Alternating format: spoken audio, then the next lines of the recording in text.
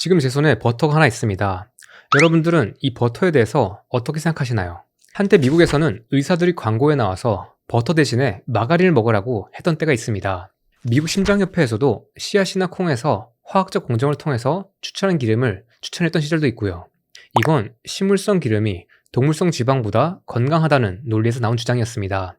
20세기 후반 산업과 정치가 영양과학에 개입하면서 콜레스테롤과 포화지방을 공격하기 시작했습니다. 그래서 포화지방산이 상대적으로 많은 버터는 살찌는 음식, 혈관을 막는 음식으로 오해받아왔습니다.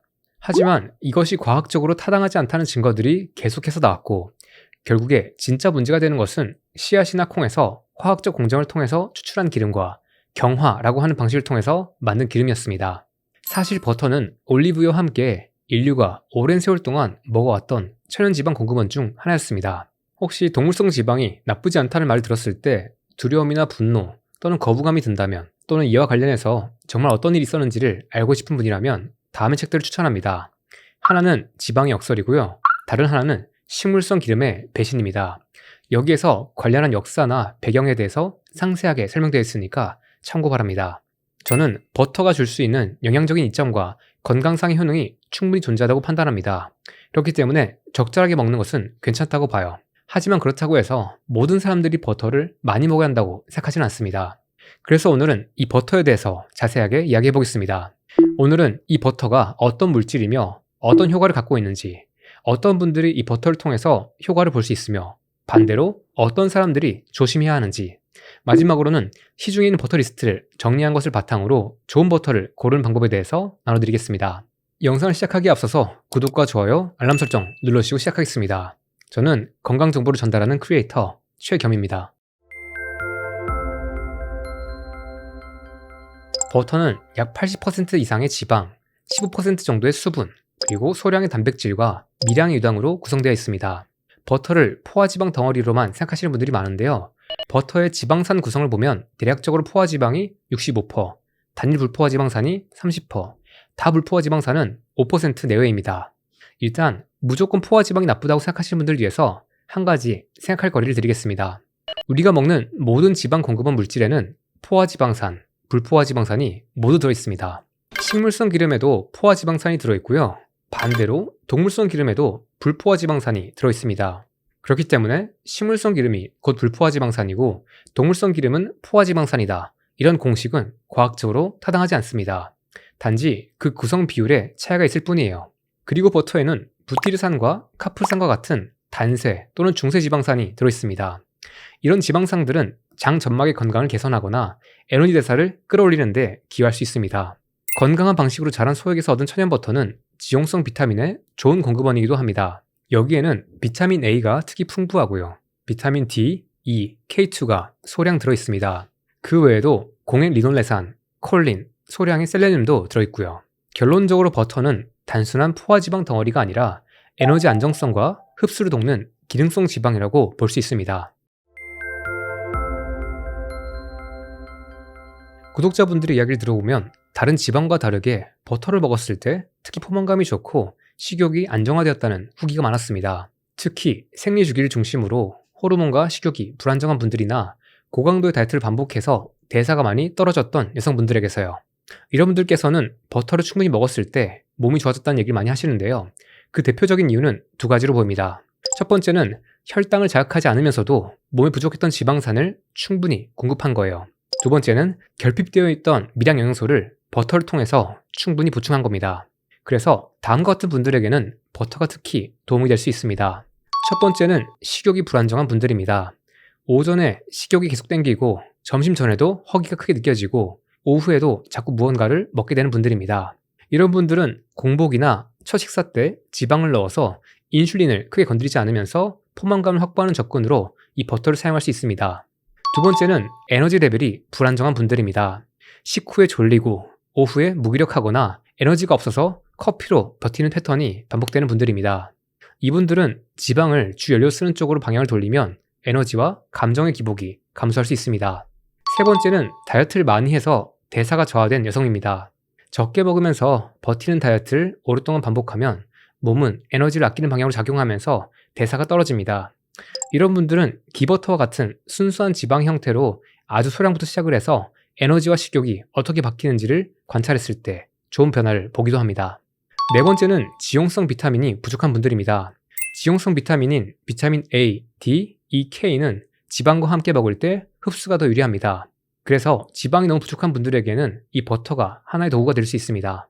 참고로 달걀과 유제품을 허용하는 채식을 하시는 분들께서는 달걀 노른자와 버터를 추가해 주시면 영양 결핍을 막는데 큰 도움이 됩니다.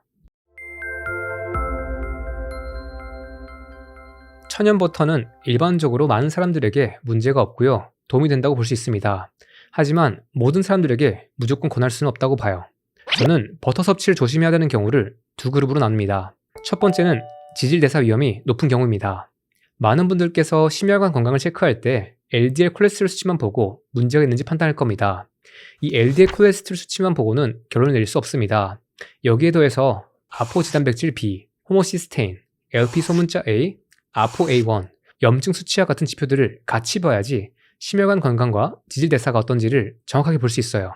만약에 나이가 많거나 심혈관 질환 위험이 높은 상태라면 여기에 더해서 관상동맥 CT나 경동맥 초음파, 뇌 MRI 같은 영상평가를 통해서 실제 혈관의 상태를 보는 것도 좋습니다. 만약에 이런 것들을 종합적으로 봤는데 확실한 문제가 있다면 갑자기 버터 섭취량 늘리는 것은 조심스럽습니다. 이것보다 먼저 해야 할 게 있습니다. 바로 사흘밀나트수를 줄이고 정제 탄수화물 섭취 방식을 조절하는 겁니다. 그동안 밥, 빵, 면이나 달콤한 음식들을 많이 먹고 있었다면 그 양을 줄이시고요. 조금 더 건강한 탄수화물로 바꾸고 섭취량이나 섭취 빈도도 조절을 하는 게 좋습니다. 동시에 염증과 산화 스트레스를 낮추기 위한 노력들을 3개월에서 6개월 이상 엄격하게 진행해야 됩니다. 여기에 더해서 운동까지 같이 할 수 있다면 지질대사 능력을 개선하는 데 좋습니다. 그렇게 3에서 6개월 뒤에 이런 지표들을 다시 검사해서 지표가 어떻게 변했는지를 살펴보세요. 그 결과 큰 문제가 없다면 버터 섭취를 늘리는 것은 가능합니다. 하지만 이때도 심혈관 건강이 너무 나쁘다면 버터보다는 올리브유, 신선한 들기름, 중금속이 많지 않은 생선의 지방을 중심으로 지방을 섭취하는 것이 안전하다고 봅니다. 두 번째 그룹은 유제품이 몸에 안 맞는 경우입니다. 유제품 알러지가 심한 분들이나 자가 면역 질환이 있는 분들은 우유 섭취를 조심해야 합니다. 아예 먹으면 안 되는 것은 아니고요. 종류를 잘 골라야 합니다. 일반 버터에는 유당과 단백질이 많이 제거되어 있지만 소량 함유되어 있습니다. 이것들은 성인의 위장에서 완전히 분해되지 못할 경우에는 장에서 문제를 만들거나 염증 반응을 촉발할 수 있습니다. 그래서 유제품이나 버터를 먹었을 때 알러지 반응이 명확하거나 자가면역 증상이 커지는 분들은 일반 버터가 아니라 순수한 지방인 기버터부터 시작하는 게 좋습니다. 이 기버터를 소량으로 시작해서 반응을 확인해 보고요. 이 반응이 안 좋아지면 중단하고요. 또 괜찮다면 조금씩 섭취량을 늘릴 수 있습니다. 그리고 사실은 우리가 먹고 있는 버터를 만들 때 쓰는 우유에도 문제가 있습니다. 관련해서 궁금하신 분들은 라우밀크, 생우유에 대해서 알아보시면 좋습니다. 현대 우리가 일반적으로 먹고 있는 대부분의 살균 우유 또는 파스테라된 우유는 전통적으로 먹었던 우유와는 차이가 있습니다. 이것들과는 영양학적으로나 생리학적으로 차이가 조금 있어요. 그래서 일부 치유식단에서는 이 생우유를 활용해서 도움을 받는 케이스가 해외에 많습니다.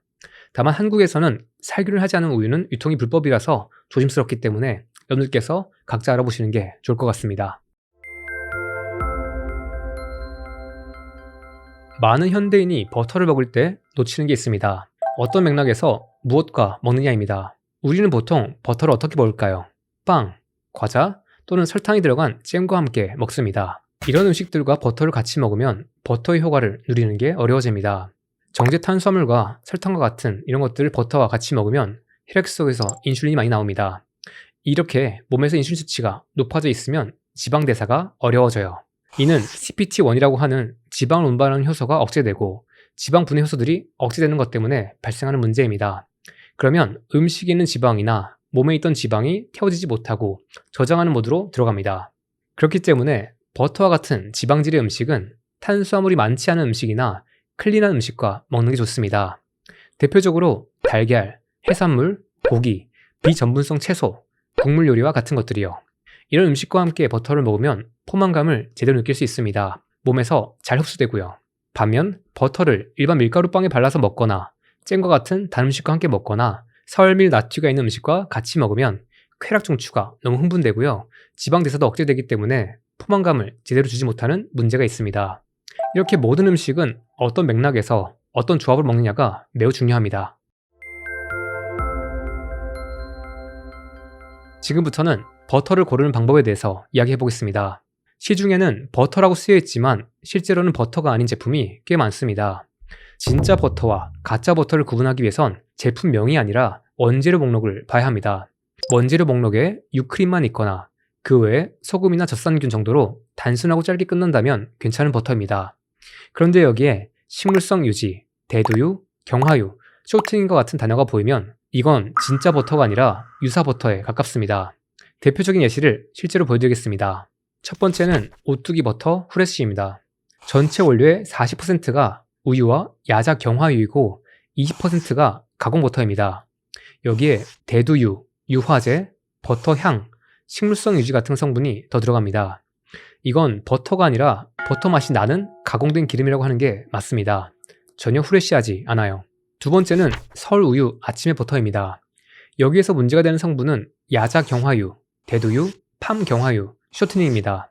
경화유와 쇼트닝의 문제에 대해서는 이 쇼츠 영상에서 설명했으니 참고해주세요. 이건 아침에 먹으면 안 좋은 버터입니다.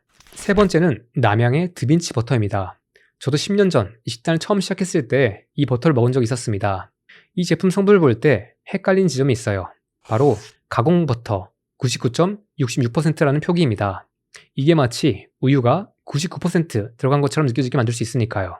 그런데 가공 버터라는 것은 우유의 지방과 물에 코코넛 경화유, 우유 고형분 등을 섞어서 만든 성분입니다. 그래서 이건 순수한 유크림이 아니라 물과 식물성 기름, 그리고 우유 성분을 섞은 가공 유지인 겁니다.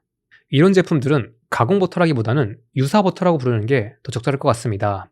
그래야지 소비자들이 헷갈리지 않을 수 있으니까요.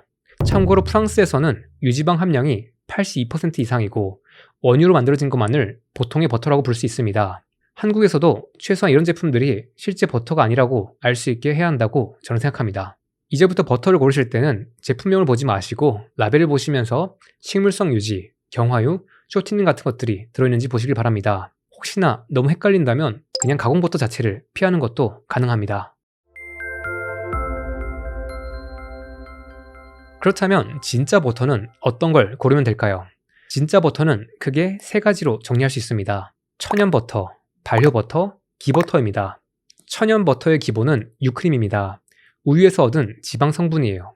가염 버터는 천연 버터에 소금을 조금 넣었다는 것이고요. 취향이나 용도에 따라서 무염과 가염 중 고르면 됩니다. 발효 버터는 젖산균을 넣어서 발효 공정을 거쳤다는 겁니다. 그래서 발효 버터는 만드는데 시간과 비용이 더 들지만 풍미가 더 좋은 편이에요. 기버터는 버터를 오랫동안 끓여서 수분과 단백질, 유당을 더 제거한 순수한 지방에 가까운 형태입니다.